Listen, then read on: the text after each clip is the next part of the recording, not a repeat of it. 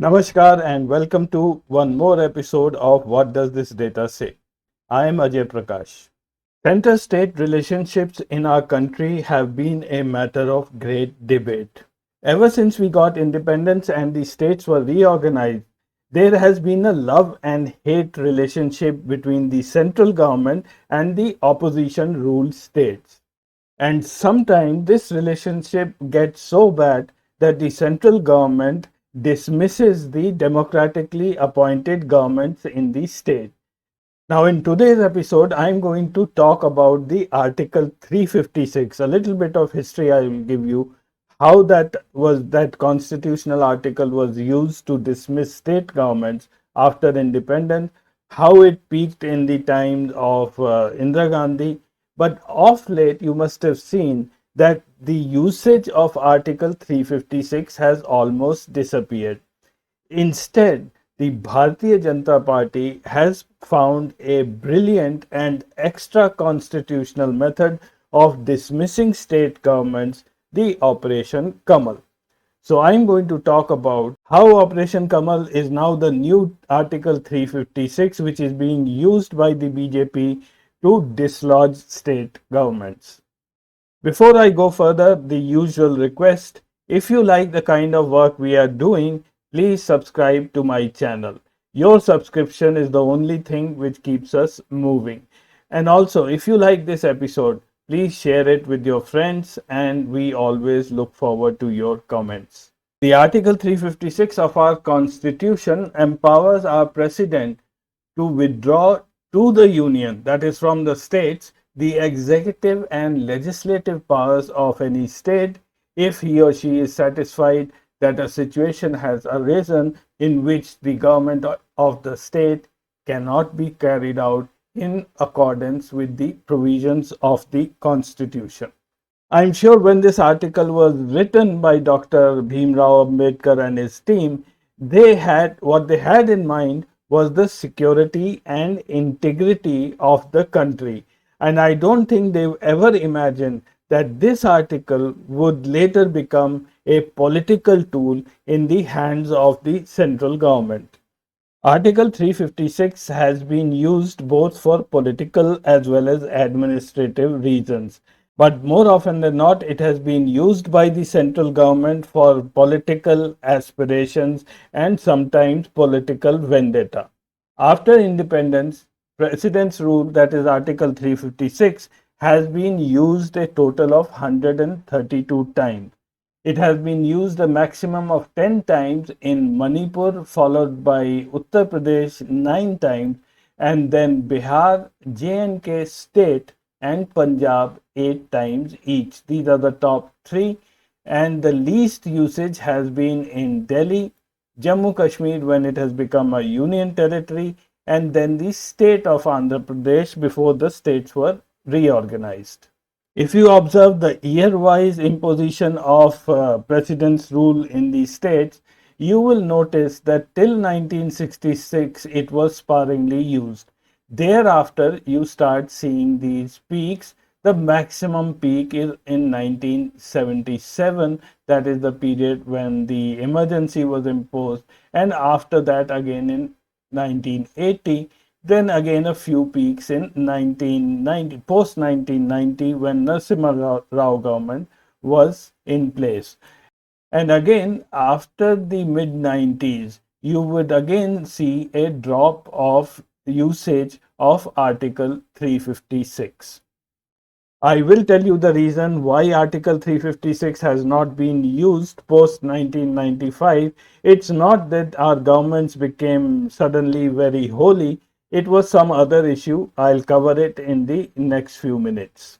Srimati Indira Gandhi has the dubious distinction of using Article 356 the maximum number of times, that is 50 times, followed by that was Morarji Desai 18 times, then Narasimha Rao and Manmohan Singh each 12 times, Narendra Modi 10 times, Jawaharlal Nehru 8 times, Rajiv Gandhi 6 times, and Atal Bihari Vajpayee 5 times.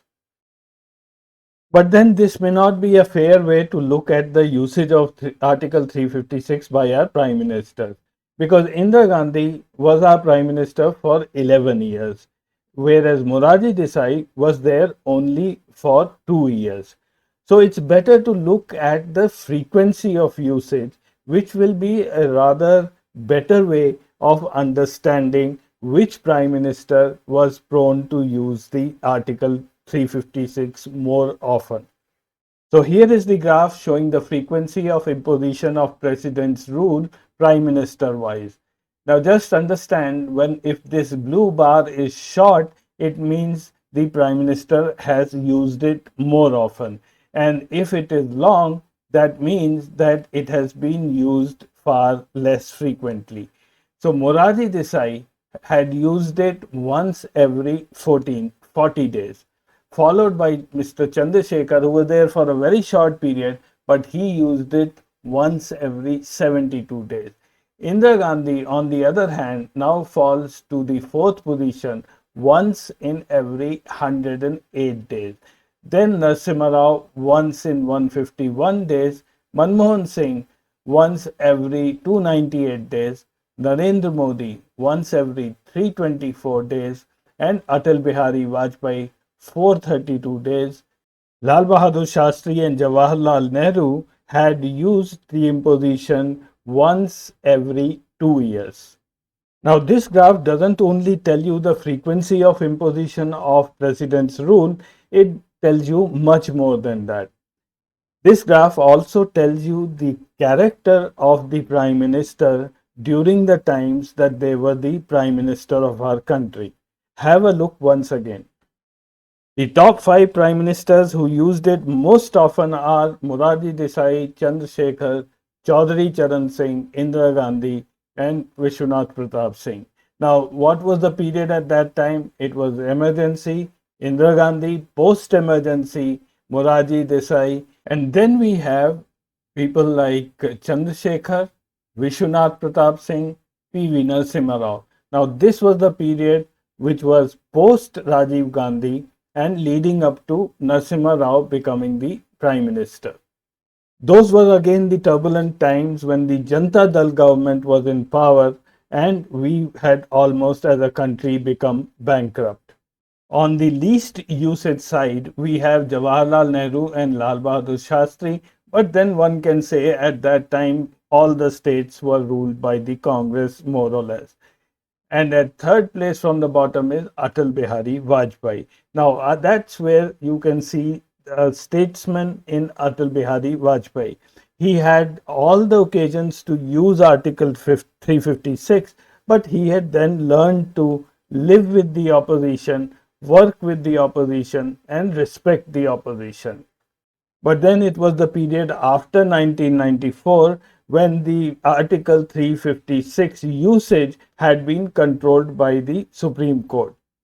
And at fourth position from bottom is Narendra Modi, who has been using Article 356 of President's Rule imposition once in every 324 days.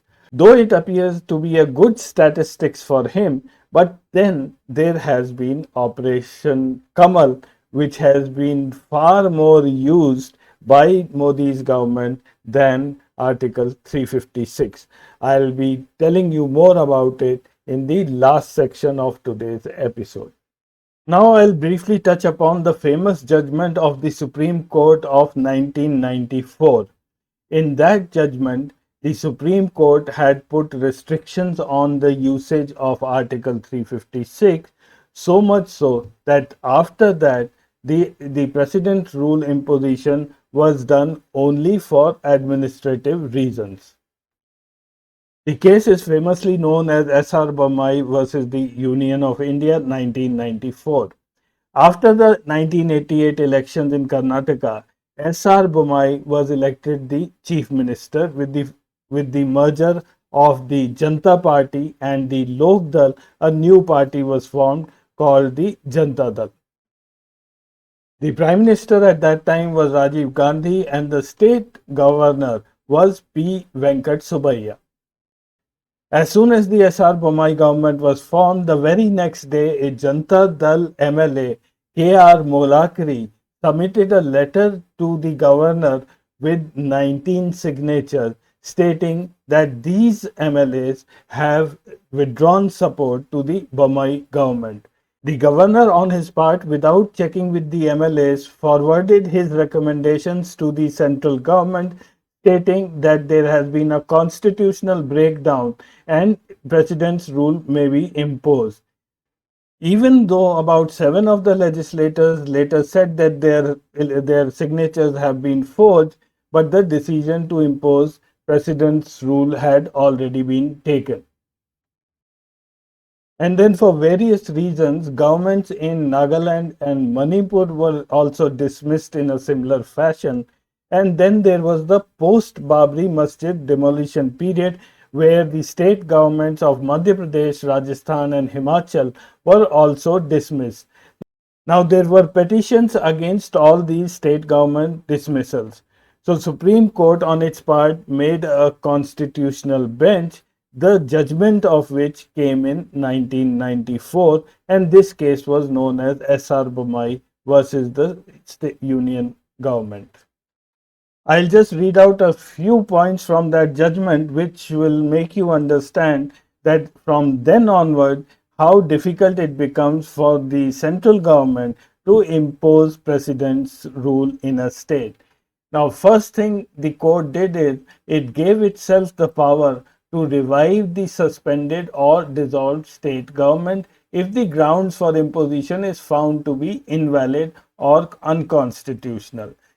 Secondly, the judgment said that serious allegations of corruption alone against the state ministry and financial instability are no longer grounds for imposition of Article 356. Next, the action by the state government that leads to the security of secularism cannot be ground for use of this article, which means that if there is a religious riot, you cannot go and dismiss the state government.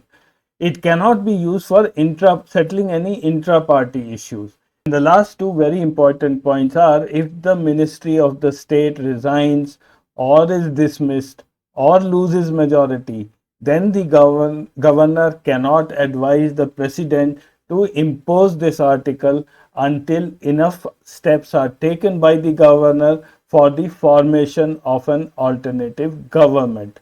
And lastly, the power under Article 356 is to be used only in case of exigencies. It is an exceptional power. One can always rely on our politicians to be smart enough to come up with ingenious solutions to beat any law of this country. One may think that the term Operation Kamal has been devised recently, but actually this term was coined by someone from the BJP itself in 2008 Karnataka Assembly elections. Former Karnataka Minister G. Janardhan Reddy was said to have devised this new strategy to push the party past the majority mark by engineering mass defections from the opposition and securing support from independents.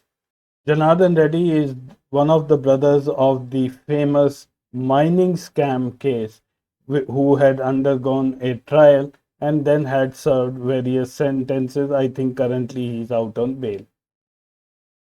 I'm now going to show you the data regarding Operation Kamal and how many times it has been used within this country. This data I have taken from Wikipedia, and I want to show you the disclaimer which Wikipedia has put on its page. It says the political neutrality of this article is disputed. The article may contain biased or partisan political opinions. So with this disclaimer, I am showing you the data. Operation Kamal has been used by the Bharatiya Janata Party a total of 19 times starting from 2008 onward. In 2008, it made one attempt which was successful. In 2015, another attempt which was successful. 2016, it made two attempts, one failed, one success. 2019, three attempts, two succeeded, one failed. 2020, one success, one failure. 2021, one success, one failure. And suddenly in 2022, there were 8 attempts, 6 of them failed. and only 2 succeeded. Now, this sudden jump in 2022 just shows the desperation of the Bharatiya Janata Party as the 2024 elections are nearing, or even the 2023 state government election, which are due from now onwards. I'm sure you like to know which are the states where these attempts were made. 2008 it was Karnataka, which was successful. 2015 Arunachal Pradesh, successful. It failed in Uttarakhand in 2016, and then Manipur, Goa, Karnataka in 2016 and 2019 all went through. The Goa case you very well remember, when Congress was left napping in the night and BJP took away the state overnight.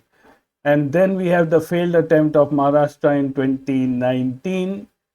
Again, 2020, Madhya Pradesh, it was successful. Kamal was ousted. Rajasthan, it failed. Sachin Pilot did not make the jump to BJP. 2021, Pondicherry, it was successful. West Bengal, it failed. Subhendu Adhikari and Mukul Roy and all those people came out of TMC, but the TMC won with a huge margin. And then 2022, there have been many attempts. Most of them have failed. Jharkhand, Bihar, Delhi, Rajasthan, Punjab all failed. Telangana failed. The only 2 successes were Maharashtra, Eknath Shinde, and in Goa earlier last year. So now if you add these 19 cases to the earlier 10 cases of Mr. Narendra Modi, the statistics would change drastically. I leave it to you to work that out. So that's all in today's episode. I'll meet you again next week with some more data. Till then, namaskar and goodbye.